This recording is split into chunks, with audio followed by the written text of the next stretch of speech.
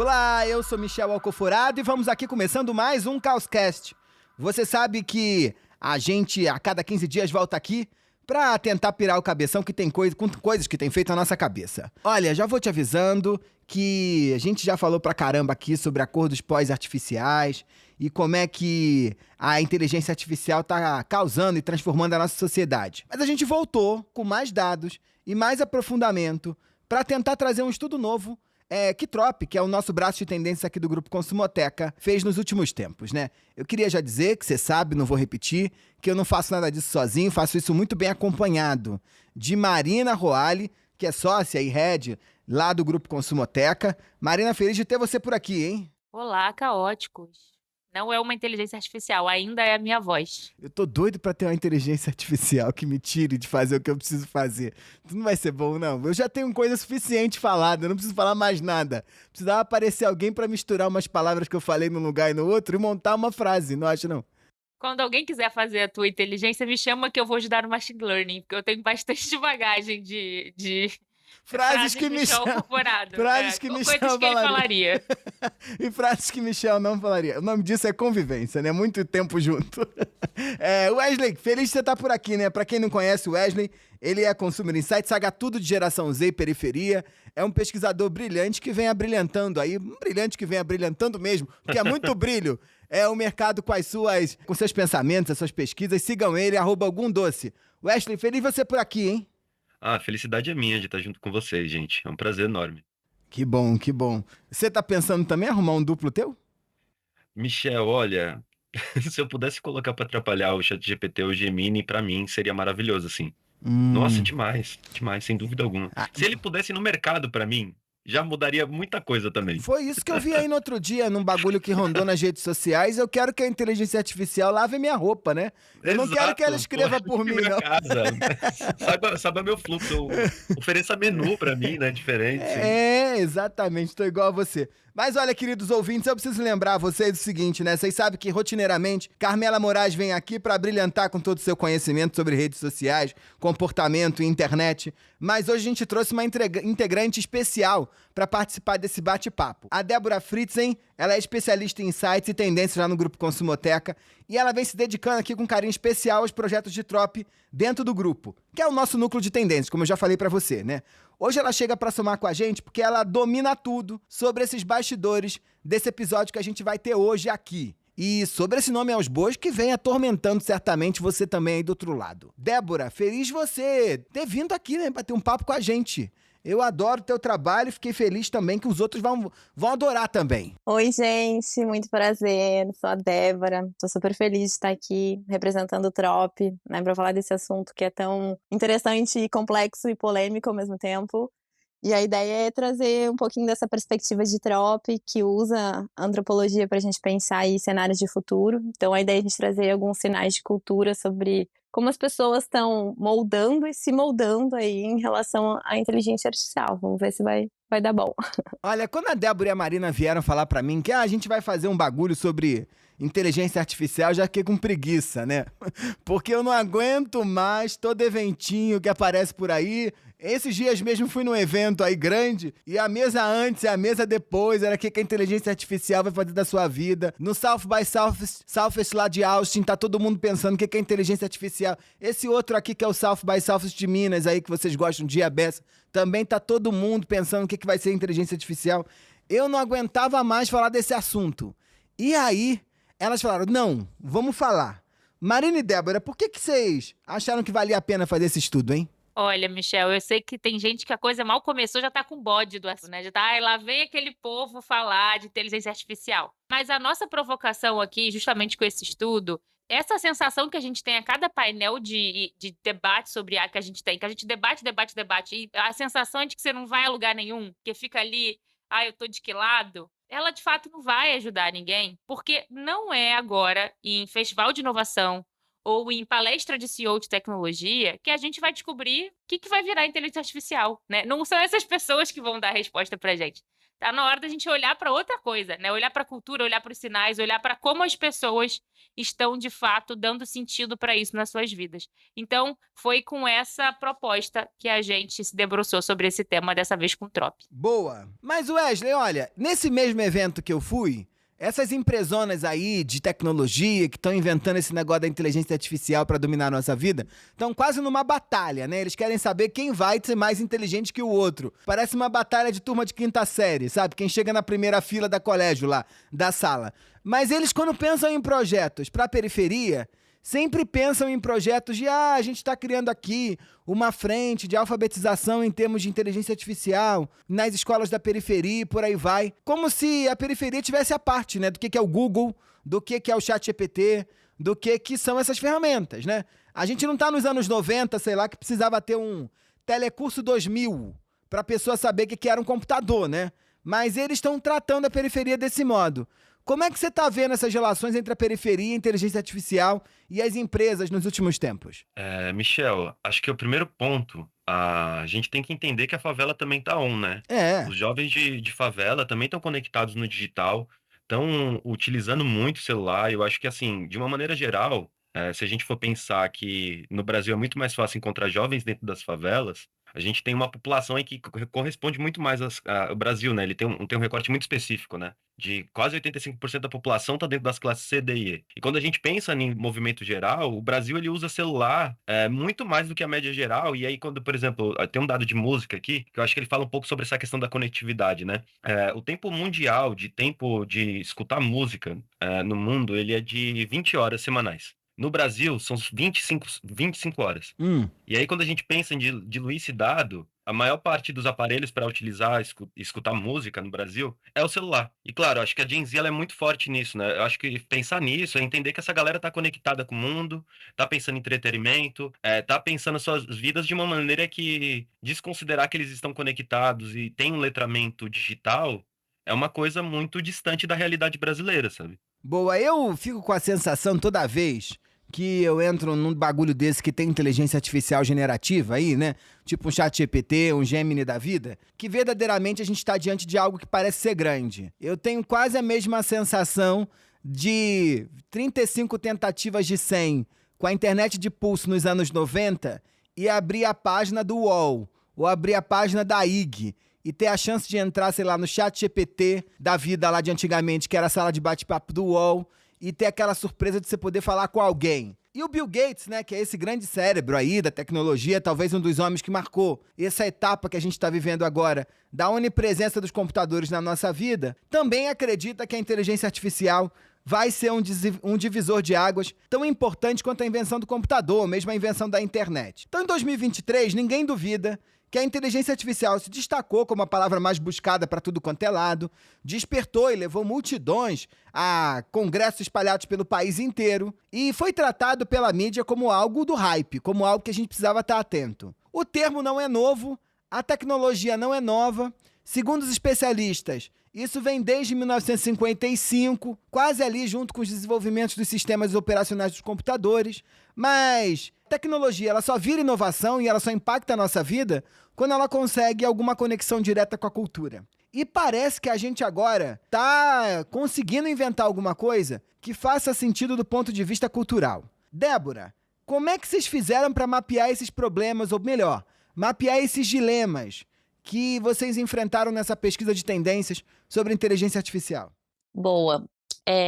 Bom, eu acho que é legal a gente falar que quando a gente pensa tendência aqui em Trop, a gente sempre parte desse pressuposto de que tudo que é tendência nasce no imaginário coletivo e isso vai se transformando de acordo com o contexto. Então, por isso que a gente tem uma visão de inteligência artificial dos eventos e da favela, como a Es trouxe.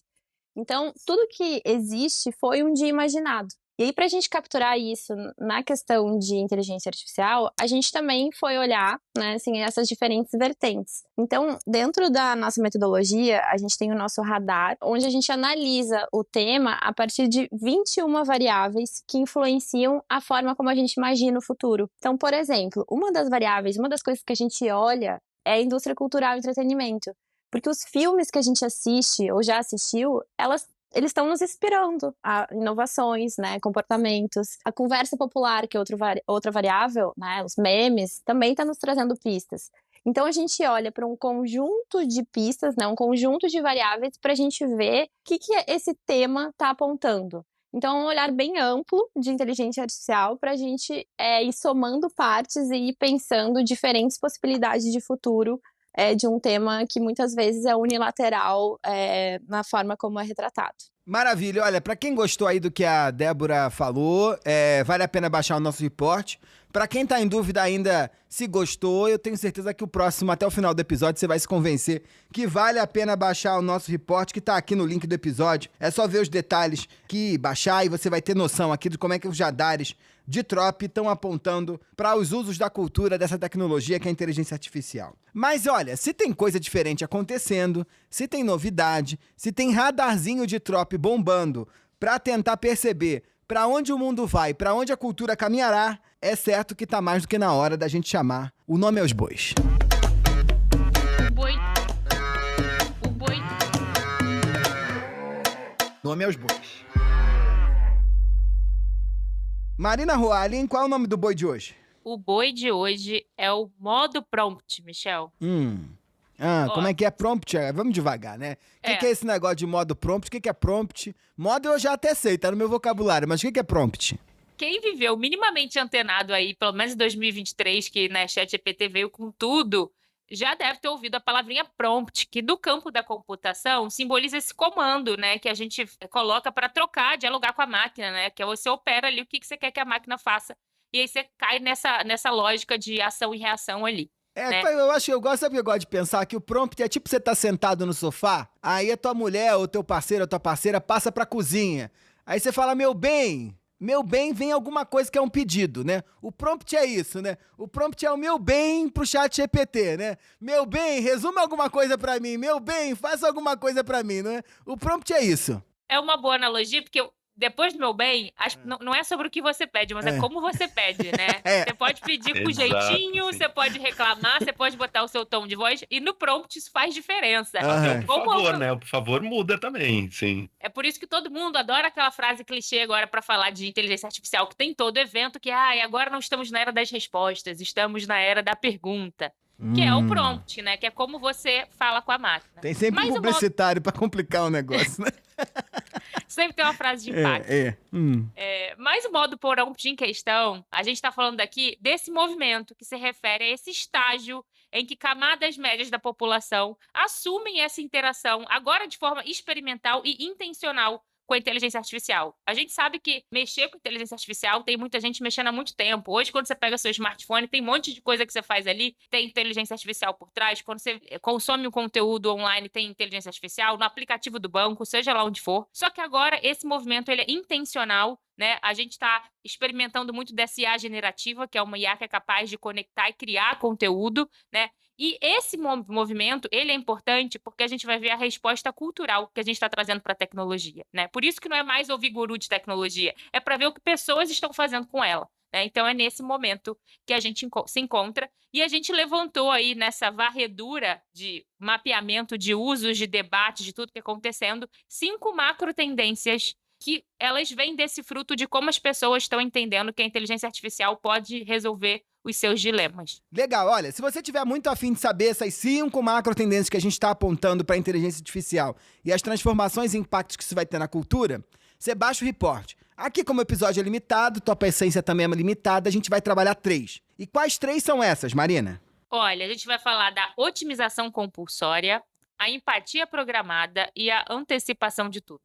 Vamos começar do começo. Otimização compulsória. O que é isso? Aqui a gente está falando da tendência mais aquecida no nosso radar, e é quando a gente pensa em inteligência artificial, talvez seja o lugar mais fácil e mais óbvio da gente pensar, porque dialoga com algumas das tensões mais latentes na nossa sociedade, que é a tal da produtividade, né? A gente hoje dorme e acorda pensando como vai ser mais produtivo, qual hack eu preciso ter para melhorar minha rotina, como que eu faço para não perder tempo naquilo que não é importante para mim, né? A gente tem excesso de coisa para fazer, excesso de conteúdo para consumir, excesso de gente para responder em 1000 plataformas. Então, é sobre como esses recursos de inteligência artificial, eles estão vindo responder a essa nossa demanda por mais produtividade. Então, a gente está falando desde essa questão de como eu posso usar ela como um assistente pessoal meu, que vai responder meu e-mail, que vai organizar as minhas pastas no computador, que vai fazer compra do que eu estou precisando fazer, né? Vai otimizar de um modo como um todo, né? E aí tem um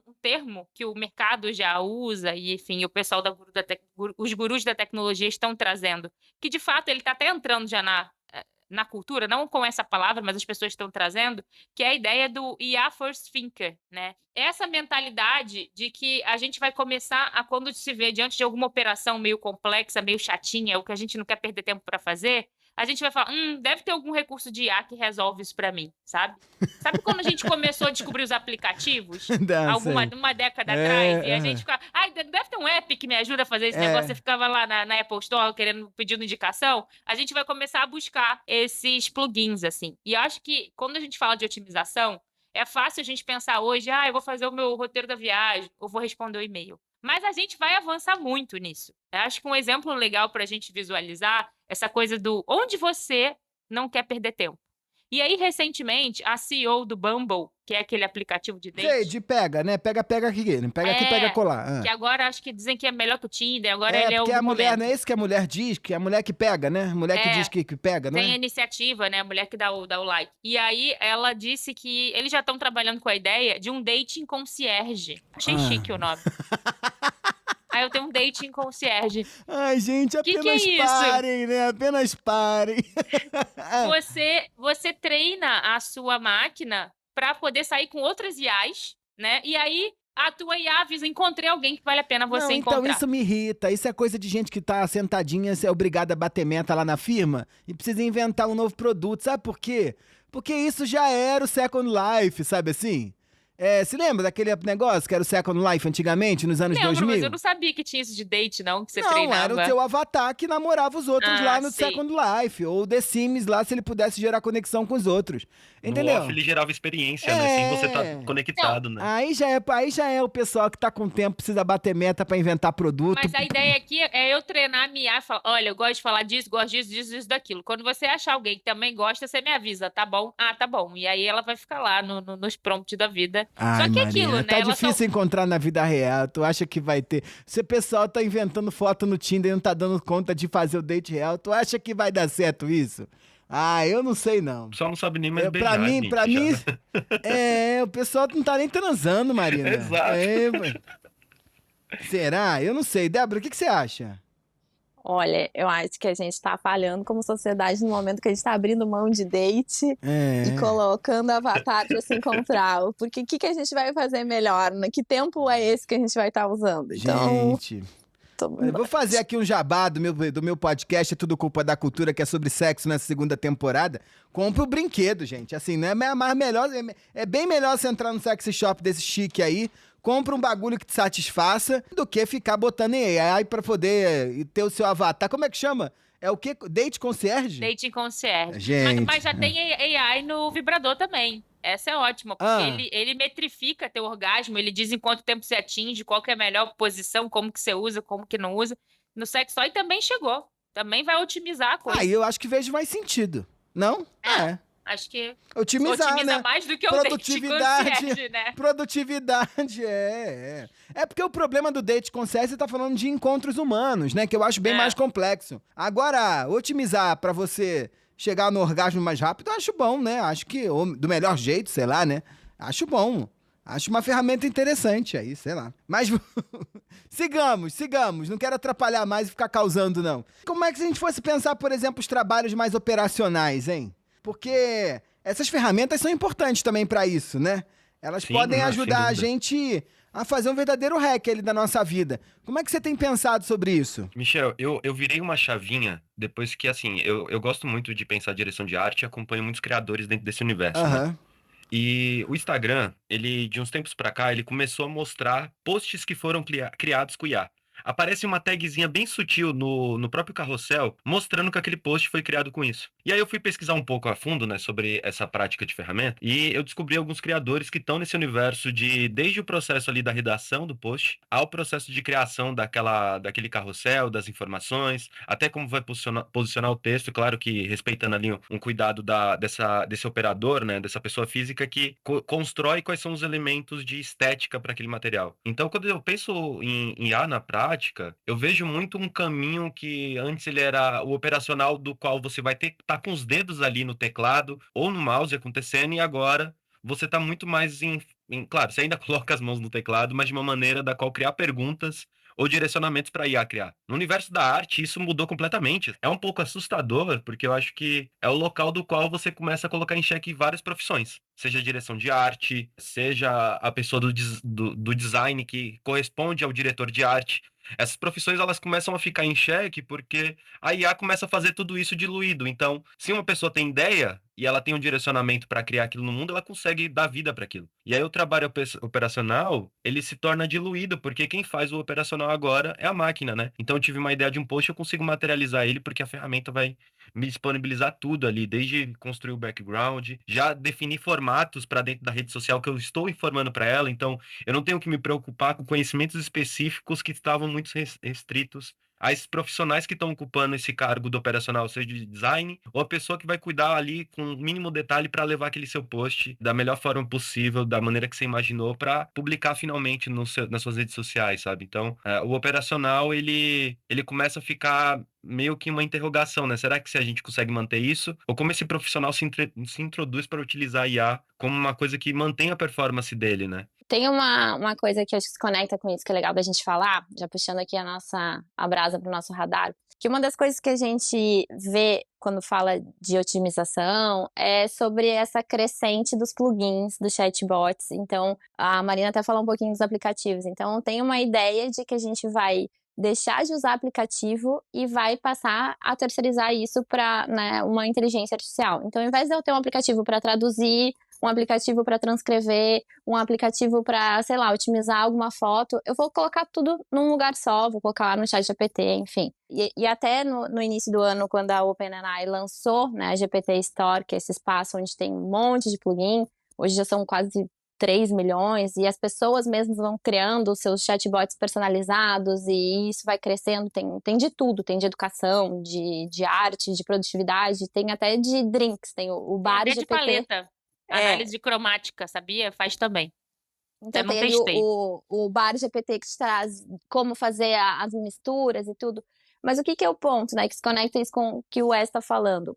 Para a gente conseguir saber qual plugin usar, qual chatbot usar, eu preciso de alguém me ensinando. Então, uma das coisas que a gente olha no nosso radar é a variável de tradutores locais. Então, que são essas pessoas especialistas nas suas áreas que vão fazendo essa curadoria e essa indicação dos melhores usos de plugin, de chatbot. Então, tem o arquiteto que vai usar os melhores plugins de ChatGPT, o fotógrafo que vai trazer essas indicações de como editar fotos usando a inteligência artificial, o social media, e por aí vai. Então, a gente começa a ver esses tradutores locais indicando ferramentas, né, indicando formas de usar a inteligência artificial dentro das suas áreas. E aí a gente vai vendo esse aquecimento da tendência a partir do aquecimento de conteúdo, né, de sugestões de hacks que essas pessoas vão trazendo. Então, ele passa a ser um indicador também do interesse das pessoas em relação a isso. Boa, mas olha, tem um negócio que eu fico pensando aqui enquanto vocês falam, que é uma preocupação geral, né? E tá também nos eventos, e é sempre uma pergunta que é feita aos defensores da inteligência artificial, que é em relação aos empregos, né? E em relação ao trabalho de uma forma geral. Porque se a máquina vai conseguir fazer todo o trabalho, né? E se ela, de certo modo, vai conseguir também terceirizar, né? A gente vai conseguir terceirizar para a máquina o trabalho, uma pergunta que fica... para onde vão os empregos, né? Para o que a gente vai fazer daqui para frente. Que tipo de discussão vocês estão trazendo nesse relatório de Trop em relação a isso? Olha, toda palestra tem alguém tentando abafar esse assunto com aquela ideia de que não precisamos nos preocupar, né? Mas o fato é que a máquina, ela não vai substituir, de modo geral, todos os empregos. Ela vai mudar o escopo de trabalho. Isso pode fazer com que alguma posição deixe de fazer sentido, né? Então, você vai ter que mudar o teu papel. Então, você tem que estar menos preocupado em ser substituído por uma máquina e mais preocupado em ser substituído por alguém que mexe na máquina melhor que você. Porque você vai ter que fazer essa gestão do prompt, você vai ter que, às vezes, ser um generalista em outras questões ali para poder aquilo funcionar melhor. Então, é como você vai gerir o trabalho, porque a gente sabe que a máquina ainda não está nesse ponto que você apertou um botão e resolveu tudo. Então, quando a gente olha, por exemplo, para o segmento de dublagem, a galera tá preocupada, né? Porque tem hoje um aplicativo que vai e faz tudo. Mas não é com um botão, pode ser que você tenha que refazer algum pedaço e alguém supervisione. Então, a gente está nessa redefinição aí de escopo de trabalho. E aí a gente começa a ver novos cargos, né? Então, no LinkedIn já tem um monte de vaga de especialista, de ChatGPT. Já tem até empresa trazendo um cargo de chefia aí, que é o Chief AI Officer, né? Então, a gente tem o CMO, que é o chefe de marketing, agora a gente tem o Chief of AI. Então, e a gente vê isso até no Vaticano. O próprio Papa, né, que já foi aí, enfim, o Papa tá bem envolvido aí com a inteligência artificial, né? Já viralizou com a sua jaqueta puffer branca no passado. Hoje o Vaticano tem um especialista, né, em inteligência artificial, então várias matérias até falam, é um homem que conhece tanto AI quanto Deus, mas é interessante que a gente vai vendo outras formas disso entrar. E aí até teve uma fala do Sam Altman, que é o CEO da OpenAI, que muito em breve a gente vai começar a ver a ideia de uma pessoa unicórnio. Hoje a gente fala de empresas unicórnios, mas com essa otimização, né, a gente vai começar a ter uma pessoa que sozinha vai operar num modelo super enxuto e valer $1 bilhão.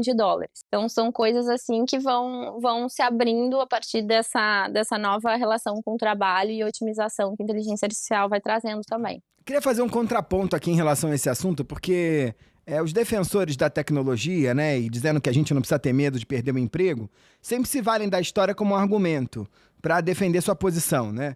Dizendo, olha, quando as máquinas chegaram no campo, os trabalhadores do campo tiveram que ir para a indústria, né? Quando as máquinas chegaram na indústria, os trabalhadores da indústria foram para o campo dos serviços. E é aí que está o grande debate, né? Que tem vários especialistas já trazendo. As máquinas agora estão chegando no campo dos serviços, que é do que eu e vocês aqui vivem, só que a gente não tem mais para onde ir. Então parece que a gente vai ficar inútil, né? Como o Harari chama atenção lá no livro dele, ou a gente vai ficar sem completa função. Mas, como esse é um debate interminável que a gente vai ter que estar vivo para ver, eu acho que vale a pena a gente passar para o segundo ponto, né, Marina? Que é a empatia programada. O que é isso? Empatia programada, acho que é um ótimo gancho para o que você trouxe, porque a gente fica nesse papo de que tem gente que fala, a gente vai botar a máquina para fazer o serviço, a gente vai ter mais tempo para ser humano. Já ouviu essa? Fala-se muito, a máquina vai dar espaço para a gente desenvolver a nossa humanidade. Só que a gente está num momento de mundo que a gente está meio que em crise com a nossa humanidade. A gente também não está se relacionando muito bem com outros humanos. A gente já fez episódio aqui sobre a crise nas relações, sobre recessão das amizades, quantas pessoas estão lá buscando relacionamentos de baixa manutenção. 1 em cada 4 adultos se sente solitário hoje, quando a gente faz pesquisas globais em relação a jovens adultos. 72% dos millennials relatam sentir-se ansiosos em situações sociais.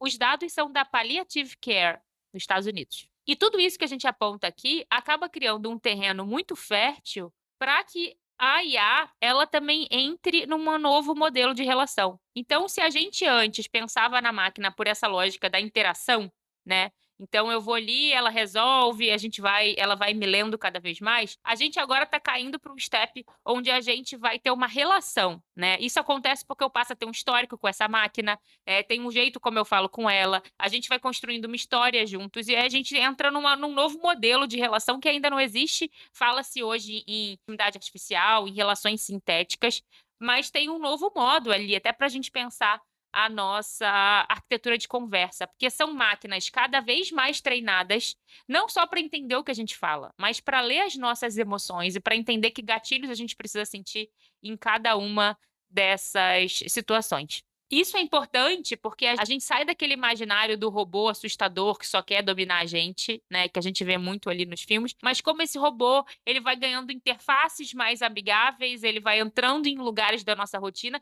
e em espaços da nossa humanidade ou da vulnerabilidade, que é uma palavra que a gente adora usar agora, é que a gente não consegue dar conta, né? Então é a máquina ela entrando ali também para tentar sanar questões que a gente não está conseguindo resolver sozinho ou com o outro, né? Então isso faz a gente repensar toda a nossa maneira de criar conexão com o outro, de criar vínculo e de como a gente faz a gestão das nossas próprias emoções. Isso é uma coisa que aparece bem forte no nosso mapeamento de variáveis, que é essa interação humano-máquina, que é super forte no imaginário global. E isso eu acho que é uma coisa que a gente consegue perceber essa evolução ao longo do tempo. Então, esse fascínio dessa coisa da gente se relacionar com máquinas é algo de muito tempo. Se a gente pensar, por exemplo, Star Wars, 1977, a gente já era apaixonado pelo C-3PO, pelo R2-D2, os robozinhos, Jetsons. Bom, tô entregando a minha carteirinha de Millennium aqui, mas a gente tem uma série de exemplos, né, onde na indústria cinematográfica a gente tinha ali realmente as máquinas como companheiros, como amigos, não só como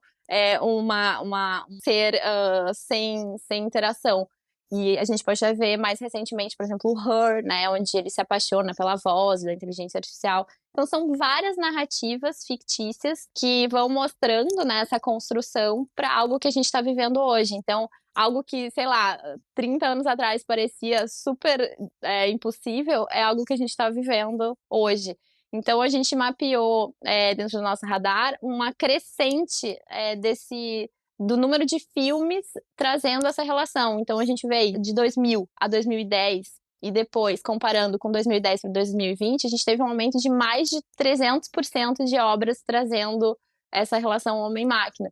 E mais recentemente, se a gente comparar de 2018 a 2023, foram mais de 200 filmes trazendo, de alguma forma, essa temática, né? Então, é super expressivo o quanto a gente vai aquela discussão da arte imita a vida imita a arte. O fato é que a gente está aí em ambos se relacionando afetivamente com máquinas.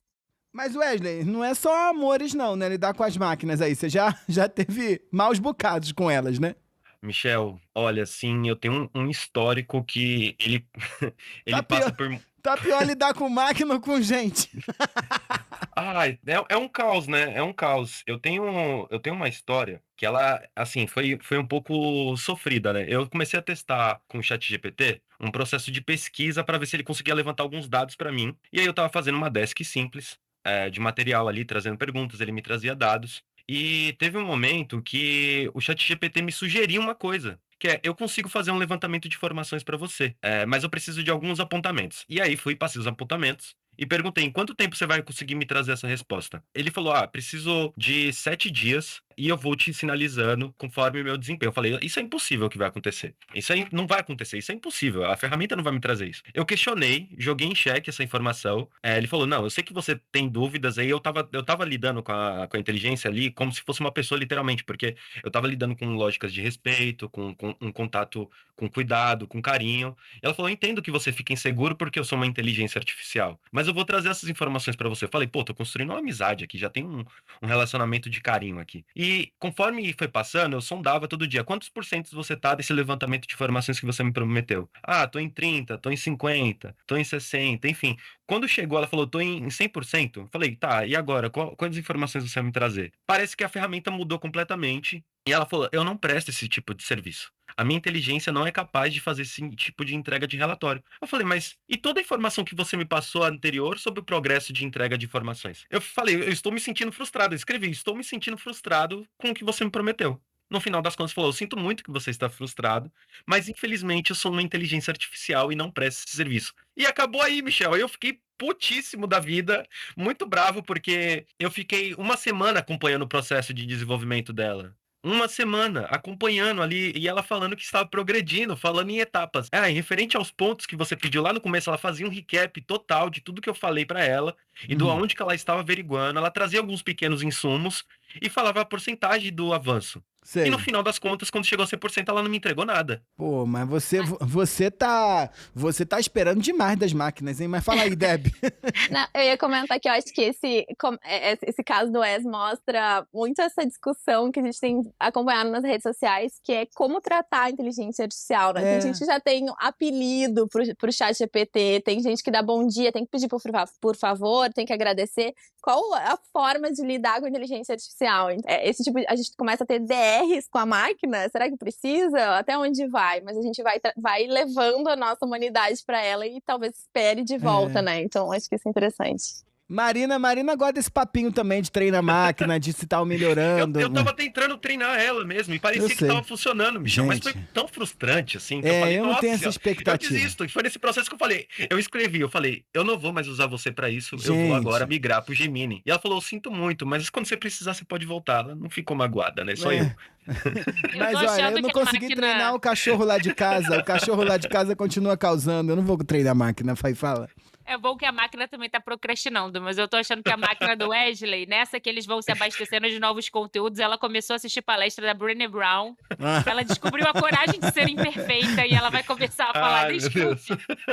Porque a máquina já me pediu desculpa também, eu identifiquei um erro, porque eles erram, né, tem um que eles chamam de alucinação da IA, né, e às vezes quando eles dão uma bugada, e você fala, olha, não faz sentido isso que você tá falando, e ela falou, realmente, desculpe, não sei o quê. Mas acho que isso que você fala, Wes, é total essa situação de empatia programada. Porque quando a gente fala em interação com a máquina, na cabeça do que a gente tem acumulado até hoje, é fácil você imaginar naquele chatbot, na hora que você quer reclamar com a Telecom, que a conta da internet não chegou, e aí ela não entende o que você quer, você fala, meu Deus, a máquina é burra, ela não me entende.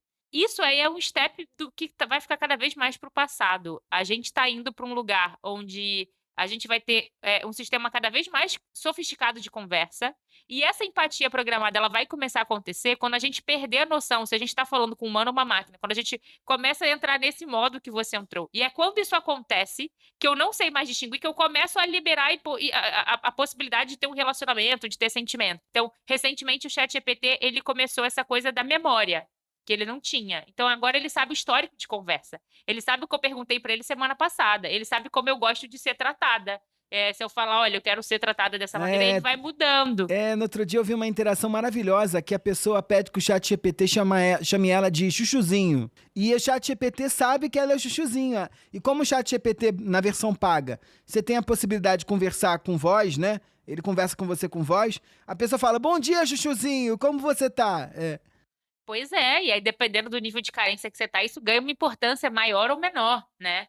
E aí surge uma coisa que a gente vai ouvir cada vez mais falar, que é a tal da arquitetura de conversa, né? Que é você entender melhor como você desperta emoções nas pessoas. Tem arquiteto de tudo, de prompt, agora vai ter um arquiteto de conversa também. E aí surge todo um mercado de chatbots conversacionais, desde gente que vai começar, já está fazendo lá no submundo do Reddit, de algumas plataformas que tem, terapia online, né? Tem um aplicativo chamado Breakup Buddy, que ele é para te ajudar no seu momento de término. Então, se não der certo o seu date do Dating Concierge, você cai no Breakup Buddy depois, que sabe quando você quer desabafar e não quer ser chato com teus amigos e o povo não te aguenta falar do teu término? Sei. Você fica lá falando para essa inteligência artificial, ela tem uma voz e ela vai metrificando suas emoções, se você teve uma recaída, pensou no ex, o que você pode fazer, o filme que você pode assistir, e ela fica te ajudando a superar.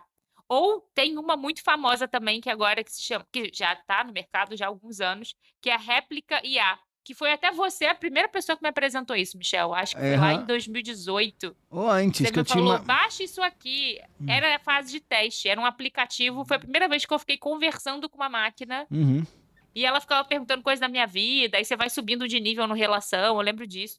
Esse serviço evoluiu de uma tal maneira que hoje eles são uma empresa especializada no que eles chamam de AI Companion, né? Que são bots de companhia para conversar com você, né? Ele já tem mais de 10 milhões de usuários aí, download no Google, e você vai usando o aprendizado de máquina para criar uma relação. Então, tem pessoas que usam para simular um relacionamento. Aí eu não tenho um namorado, meu namorado, eu vou lá e eu uso isso aqui, né? E na medida que a gente vai usando isso não só com texto, mas com voz, você vai caindo para uma situação bem real ali, né? Para quem tá vivenciando. Então, esses testes e experimentos que as pessoas fazem, se eu tratar melhor a máquina, muda. Tem especialista que diz que isso é bobeira. Mas não importa. Na cultura, se a gente acredita que muda, então muda, né? Então tem uma coisa nova acontecendo aí. E aí tem uma coisa que a gente conversa, assim, do quanto... Tem um monte de cases, né? Um monte de exemplo, até que a gente foi dando aqui, que parece distante. E, nossa, mas isso é diferente. Aqui no Brasil, outra coisa. Aí a gente viu um exemplo que bombou aqui, que foi o Alok, que em fevereiro ele fez um post no Instagram dele falando, né, do novo membro da família. Então tá lá a foto da família, ele, a esposa dele, os filhinhos dele. E o novo membro da família é um cachorro robô. Ih, meu sonho, Então, queria comprar, já quis comprar isso desde que eu fui no Salvas Foi. em 2018, sei lá, 19, eu queria comprar esse Era da cachorro robô. Sony. Você Isso, queria um cachorro da Sony, eu lembro. é isso. E aí, enfim, tem lá o nome do cachorro, e enfim, participando, ele vai, claro, vai usar mais para show. Mas o fato é que, enfim, assim como o Michel, um monte de gente se interessou, né? A busca por cachorro robô cresceu 150% no Google a partir do Eu fui Alok um que ter procurei. lançado. Então a gente vê que, olha, parece coisa distante, mas o pessoal aqui já está interessado também. Então acho que vem essa tendência, ela tende realmente a ter um aquecimento também aqui na nossa terrinha. Cara, e tem um negócio que é bem interessante, assim, que a gente, óbvio, que tem grandes expectativas sobre a AI, mas eu acho que nesse campo da conversa ela tá bem desenvolvida. Eu vou viajar nas férias e aí comprei um hotel e o hotel foi cancelado. E aí tinha que resolver, porque como era uma reserva não reembolsável, eles não me devolveram o dinheiro. Eu recebi um e-mail do hotel de que não tinha vaga e o Hotels.com não queria me reembolsar o dinheiro. E eu tive que entrar no chat, né? Você não consegue mais, tanto no Expedia quanto no Hotels.com, falar com uma pessoa real, por telefone. Você só pode falar com chat. Por quê? Porque você fica um tempão conversando com máquinas, tá? E elas respondem pra você como se elas fossem gente. Não é aquela coisa de WhatsApp pré-programado, marque 1 pra tal resposta, marque 3, não. É uma conversa mesmo, só que você percebe que é uma conversa com máquina, porque as respostas são bem padronizadinhas, assim, sabe? Chega a ser meio formal. Ah, muito obrigado pela sua solicitação. É umas respostinhas assim. Mas depois que apareceu um humano mesmo, e apareceu num determinado momento um humano, o humano era Ravi, era nomes indianos, ou paquistaneses, ou do Sri Lanka, gente que tava lá na puta que pariu, no call center na Índia, só que por conta da inteligência artificial, a nossa conversa era na mesma hora, instantaneamente traduzida. Então eu falava com ele em português, ele me respondia em português, só que pra ele eu falava com ele em inglês e ele me respondia em inglês. Isso aí, inteligência artificial, né? Então isso tá agora, né? Determinando já uma economia de custos muito grande para as grandes organizações que não precisam mais contratar alguém, porque eu sou do tempo que no Hotels.com você ligava para um lugar e tinha uma pessoa disponível para te atender, né? Em geral, essa pessoa estava em Portugal, às vezes, estava em outros lugares. Agora não, né? Agora tem lá gente na Índia, trabalhando 24 horas por dia, na China, sei lá onde, custando um dinheirinho, mas que com a inteligência artificial, quando as máquinas não conseguem responder ou dar conta de problema, você resolve rapidamente com alguém que ganha muito menos, mas tem a tradução ali da máquina, né? É conversa. Mas vamos pro terceiro ponto, que é a antecipação de tudo. O que é isso, Marina? Olha, antecipação de tudo, das tendências que a gente está trazendo aqui, ela é a mais embrionária, porque enquanto a gente está falando pra caramba das outras, e a gente vê na conversa popular, vê na imprensa, vê tudo em alta, essa a gente vê nos sinais, a gente vê as pessoas aderindo, tá acontecendo, mas a gente tá falando pouco sobre ela. Então, é aquela coisa que de repente a gente vai se ligar onde é que a gente se meteu, sabe assim? Que é essa coisa da máquina ela ajudar a gente nessa questão de tomada de decisão e previsibilidade das coisas. A gente fala muito da IA generativa, a ChatGPT é uma ferramenta de IA generativa, que ela consegue pegar todo um repertório de aprendizado de máquina e criar coisas junto com você, mas tem o lado também da IA preditiva que se soma a isso, né?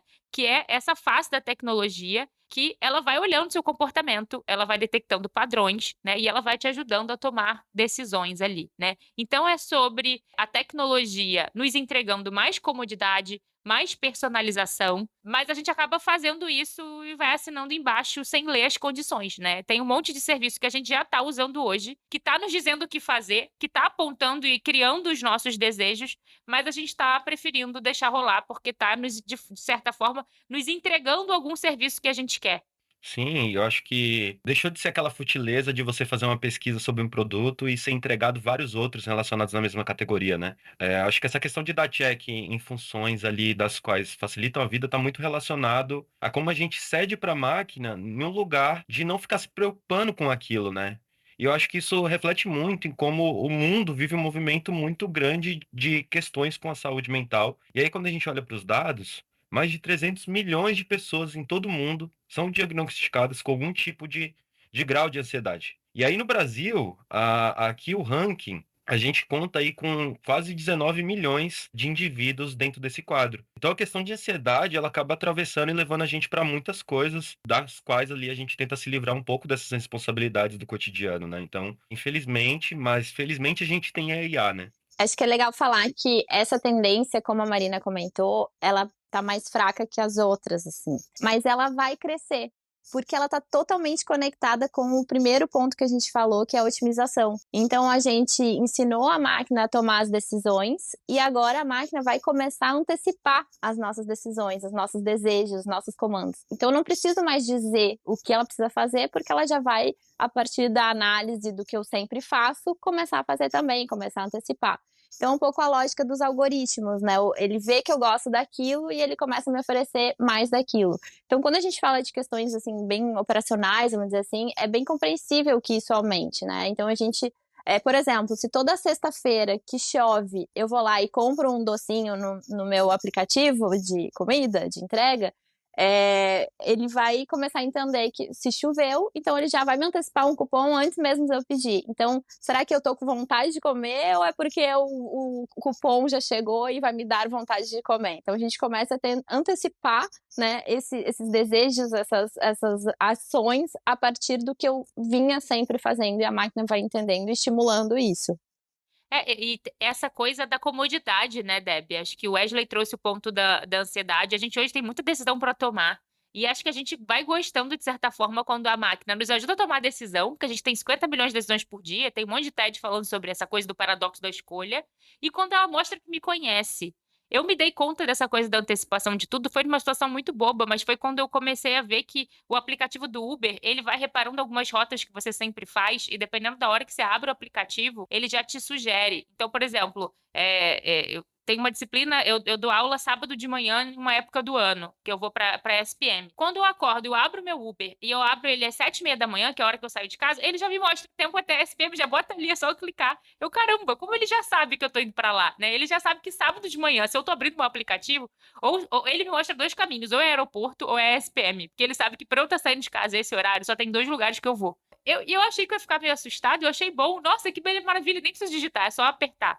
E é isso, né? E a máquina, ela tá me mapeando, ela tá me entregando comodidade, mas isso pode acontecer em outras situações também, que eu não sei se eu vou gostar tanto, mas ela tá me antecipando, né? Isso é sutil, mas isso vai acontecer em proporções cada vez maiores. A gente até tem um case, acho que, enfim, para quem é do varejo, já deve ter acompanhado, mas do Walmart implementando isso, essas tecnologias de inteligência artificial, justamente para aprimorar essa experiência do cliente. Então, hoje eles têm em algumas lojas câmeras, né, equipadas com inteligência artificial que vão analisar a expressão facial do consumidor e cruzar com as emoções dele naquele momento de fila. Então, a tecnologia permite identificar esse nível de frustração e paciência, e aí sim colocar os funcionários, né, um gerente de loja para intervir e melhorar aquela experiência, reduzindo o tempo de espera e situações um pouco de conflito. Então, ela já antecipa situações que podem gerar uma frustração, enfim, ou até uma perda de alguma compra efetivamente. Então, a gente vai ver muito isso, principalmente em mercado, né, em varejo.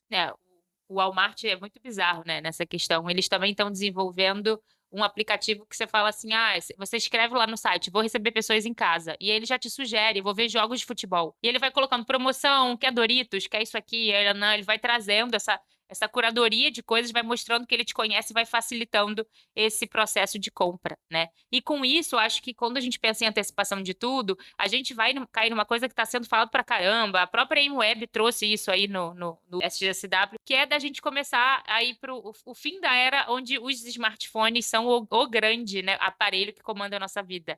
Aquela promessa que a gente tem há muito tempo de que vai estar tudo conectado, além do smartphone, a gente tem um assistente virtual, ou eu tenho uma geladeira que me comunica, olha, acabou o leite e iogurte que você costuma consumir, eu vou pedir no delivery com um botão, você aperta aqui e traz para mim. A gente, de fato, agora está se aproximando, né? Isso está virando uma realidade. E aí, o tal dos wearables, né? Que, na verdade, são tecnologias vestíveis que a gente vai colocando e eles vão nos entregando informação sobre a gente e vão otimizando questões ali na nossa rotina. Eles vão, de fato, se integrando à nossa vida.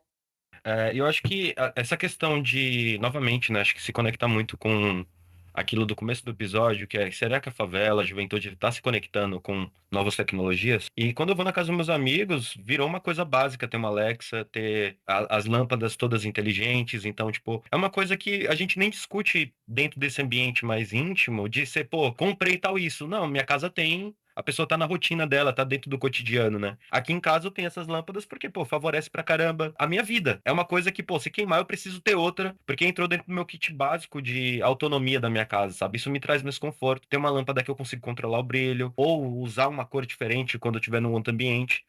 São coisas que elas estão entrando dentro de uma lógica de vida básica, sabe? E aí eu lembrei de uma coisa também, que eu vejo muito uma amiga minha fazendo, sempre quando ela vai no mercado, ela compartilha como que a inteligência artificial, no caso a Gemini, ajuda ela a fazer a lista de compras. E aí ela testa duas coisas. Uma, ela falar o tanto de dinheiro que ela tem e o que ela quer fazer. E aí o ChatGPT não, o Gemini entrega ali uma lista de opções do quais ela pode comprar. E a outra é quando ela tem uma lista, ela escreve tudo que ela vai comprar e ela vai ticando as coisas. Pô, peguei isso e é o preço. No final das contas, a inteligência entrega para ela a lista com uma hierarquia das coisas que ela comprou e o valor total. Então, tem uma questão de inserção no cotidiano que ela tá muito nessas tarefas que você teria que fazer roboticamente ali, né? Operacionalmente, no caso, né? E aí a IA tá entregando toda essa qualidade, assim.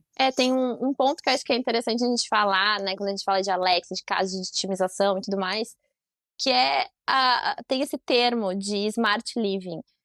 Quando a gente fala de questões mais funcionais, né, acho que tá super explicado e super entendível, assim. A questão é quando a gente começa realmente a terceirizar a nossa subjetividade, vamos dizer assim. Será que é inteligente mesmo a gente terceirizar as decisões da nossa vida para algoritmo? Né, a gente brinca muito com aquela coisa, a gente até falou no início do episódio, eu quero uma inteligência artificial para lavar roupa, para resolver as coisas que eu não quero, que eu tô cansada, assim. Mas, no fundo, são a partir dessas decisões cotidianas que a gente vai construindo, né, a nossa vida. Então, será que a gente não vai, no momento que a gente está antecipando tudo, a máquina está antecipando tudo e a gente está terceirizando tudo, será que a gente não vai criando também um esvaziamento das novidades, perdendo um pouco essa habilidade no processo de tomada de decisão, né? Então, se a gente antecipa as respostas de e-mail a partir do que a máquina está nos sugerindo, será que a gente está deixando de responder com a nossa personalidade, com o nosso jeito, enfim, com outras questões subjetivas ali em volta? Então, tem essa questão da gente estar posterizando muito as nossas ações e um pouco da nossa expressão individual, assim. Então, acho que esse é um ponto que vai puxar também. Olha, os psicanalistas devem estar pirando com isso, né? Porque como é que fica seu desejo nesse momento? Acho que tá pirando mais que o antropólogo, não, Michel? Então, que bom, né? Que eles têm já análise paga, né? Dentro do processo dele, o antropólogo nem sempre pode pagar a própria análise, então deixa eles pirarem mais do que a gente. Mas olha, eu acho que tem uma coisa também, né, Marina, que a gente não pode deixar de levar em consideração, que se a cultura muda, é óbvio também que isso impacta a relação das marcas com os seus consumidores, né? E a inteligência artificial, de certo modo, como eu já tinha colocado aqui, né, na minha relação lá com a Teste.com, Expedia, tá gerando um impacto muito grande na nossa relação com o consumo e nas nossas relações com as grandes empresas. No relatório modo prompt aí que vocês fizeram e Trop liderou junto com você, representado por você e por Débora, a gente traz um pouquinho de como é que a inteligência artificial está criando novas dinâmicas de futuro, até então inimagináveis antes dessa tecnologia. O que você viu, Marina e Débora, nesse impacto dessa tecnologia nas nossas relações com as marcas e no mercado de uma forma geral? Olha, eu acho que o principal aprendizado quando a gente fala para marca, primeira lição, se você é uma marca, trabalha com marketing, com consumo, com insight, está preocupado como é que eu entendo essa coisa da inteligência artificial? Para de olhar para isso como a tendência. É a tendência da máquina que faz isso. Olha para o consumidor, porque o que a gente está vendo aqui é que, gostando ou não da máquina, à medida que isso vai entrando no nosso cotidiano, isso muda teu consumidor. Sabe a coisa que a gente falou pra caramba no pós-pandemia? Tem até um episódio do Modo Smart que, depois da pandemia, ninguém compra online igual. Você pode gostar ou não, mas se você hoje compra sem um cupom, sem ter um desconto, você já fica achando que está comprando errado. E isso está acontecendo à medida que a gente vai criando novos usos para IA. Então, quando a gente fala de otimização de tudo, eu estou falando de um consumidor que ele vai ter cada vez menos paciência, tolerância para erro, ele não vai querer perder tempo numa fila, ele não vai querer né, perder tempo nas coisas. Então, não é sobre ele estar usando a inteligência artificial, mas é sobre como ele fica diferente, como ele espera algo diferente da máquina. Então, a gente tem hoje, por exemplo, que quando a gente pensa em otimização compulsória, num consumidor e consumidores criando bots para hackear a fila de espera quando você tem um tênis desejo, como esses tênis da Nike, que você fica lá para depois comprar e revender. Então tem gente que cria o bot para ficar lá na fila de espera, ou para comprar show, abrir o show da Taylor Swift e você quer comprar o ingresso. Você bota um bot lá no seu lugar. Então isso é a lógica do otimizar, né? Ou quando a gente pensa em empatia programada, que eu vou ter um outro vínculo emocional, né? Eu vou querer que você me trate tão bem quanto a minha Alexa está tratando, como é que é o meu ponto de contato de relacionamento com uma máquina, quando você vai me sugerir alguma coisa, algum produto, né? E a antecipação de tudo é essa lógica de me conheça, né? Me mostre para onde eu vou, diminua as minhas dúvidas. Então, por exemplo, Boots, que é uma farmacêutica famosa, né? É uma rede famosa que tem no Reino Unido, eles criaram um bot que eu chego lá e eu posso conversar com ele, ele vai me tratar de um jeito super amigável, até porque humanizar a máquina não é só isso da máquina te entender, ela tem que ter as suas nuances, mas eu chego ali e falo, olha, eu só uso produtos veganos, e aí ela vai te apresentar, ela antecipa para você. Eu gosto disso, eu não gosto de parabenos, eu sou alérgica a tal questão. E ele pega aquele apanhado de coisas que tem no marketplace e faz a curadoria para você. Mas eu posso virar e falar, olha, mas eu só uso produto vegano, mas eu só quero ver o que está na promoção. E ele vai mostrar para mim também, né? Então é sobre esse grau de exigência, essa maneira como a gente está se relacionando com o outro, com marca, com consumo, tudo isso vai mudar. E é aí que a gente tem que estar com um olhar muito atento. Gente, hoje é um grande jabá de Trop, né? E eu pedi aqui autorização pra gente continuar o jabá falando da nossa news. Trop tem uma news, que é o Trop Drops, né? Então assinem, sigam lá a gente. Mas uma das coisas que a gente sempre coloca no final das nossas news é que todos esses sinais, eles são indícios de que o futuro, ele já tá acontecendo. Não é algo que daqui pra frente, daqui 5 anos, deixa eu ver o que eu vou fazer com inteligência artificial. Tudo isso são mudanças que já estão acontecendo, inteligência artificial, usando ou não usando, já está impactando a vida do consumidor, né? Ele, né, diretamente ou não. Então, essa influência da inteligência artificial, ela se estende por muitos aspectos e ela está moldando o comportamento. E a gente precisa se preparar, né? Tanto como pessoa física e, enfim, quanto profissionais de mercado que somos, assim, realmente se preparando, nossas marcas, nossas empresas, para receber esse consumidor que vem com essa cabeça diferente. Então, quem quiser mais dados, gráficos, exemplos, tem tudo no nosso relatório, né, que tá no perfil para baixar. E é isso. Boa! Vamos pro Joga na Roda.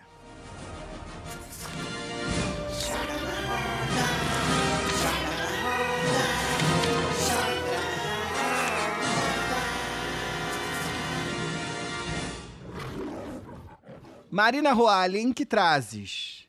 Olha, foi difícil a gente escolher tanta coisa aí que a gente tem visto de inteligência artificial.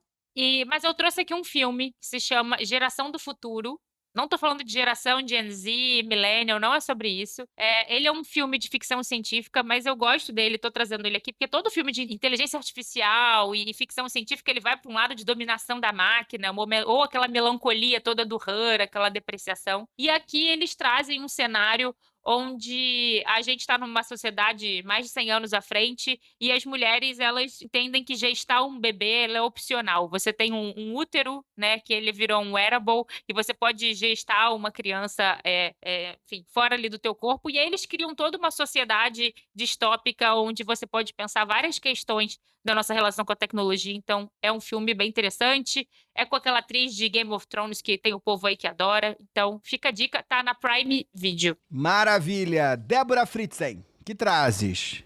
Representando a Carmela, eu vim trazer uma indicação de cultura pop. Então, a minha indicação é a última temporada do The Circle, que é um reality show na Netflix. E esse reality é um jogo de influência, onde o vencedor é o mais popular. Então, eles estão lá confinados, eles não se enxergam, mas eles conversam através de uma rede social.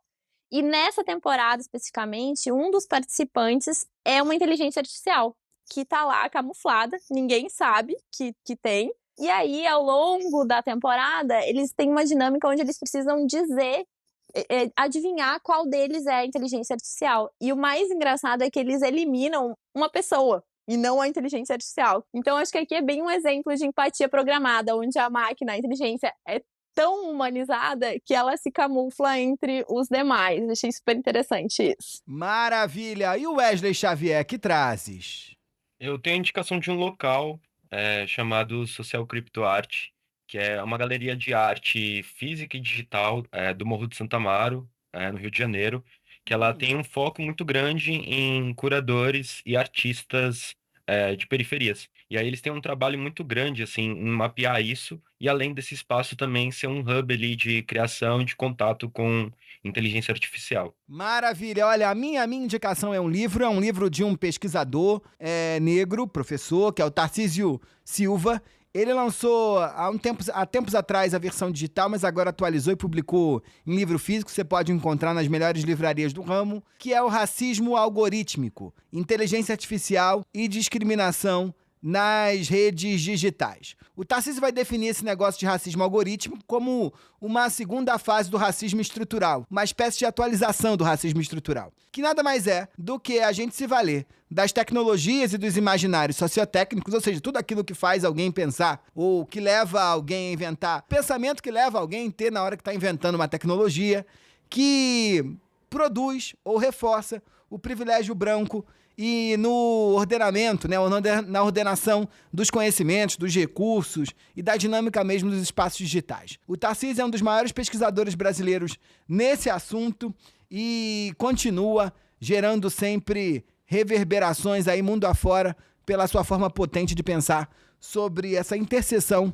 entre racismo e tecnologia. Eu amei, hein? Eu amei, aprendi pra chuchu, fiquei feliz a beça. Vambora! Vambora dando tchau, tchau. Débora, beijo. Volte sempre, hein? Obrigada pelo convite, pelo espaço. Até a próxima.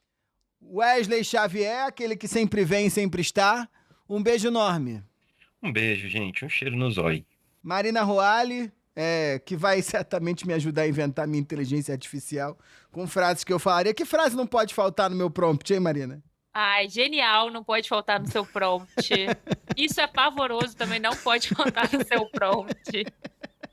Vamos parar por aí, porque eu tenho uma reputação a zelar. Vou elencar pros próximos. Olha, eu queria mandar um beijo aqui para todos vocês que nos ouviram até o finalzinho. A gente vai ficando por aqui. O Causcast é uma realização exclusiva do Grupo Consumoteca e a coordenação fica por conta da nossa sócia-head de pesquisas, Marina Roale. Um beijo a todos, né? Todos os caóticos aí espalhados por aí.